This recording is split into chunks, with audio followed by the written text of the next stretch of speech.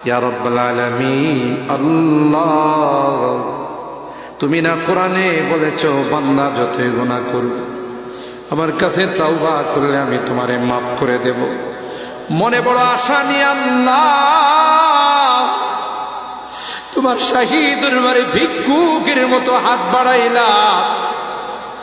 তুমি যদি ক্ষমা না করো, কে আমাদেরকে ক্ষমা করবে? কে আমাদের মাফ করবে? ভিক্ষুকে একজনের কাছে ভিক্ষা না পেলে আরেকজনের কাছে পায়। এক দুয়ার থেকে বিতাড়িত হলে আরেক দুয়ারে যায়।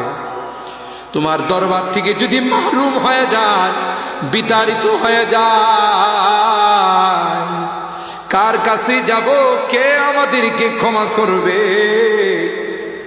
মালিক রে, কাঙ্গালের মতো হাত বাড়াইলাম, তাওবা করতেছি, আর জীবনে কোনোদিন নামাজ ছাড়ব না, আর জীবনে কোনো গুনাহ করব না, আর জীবনে কোনোদিন বেপরদায় চলব না, আর কোনোদিন সুদী লেনদেন করব না।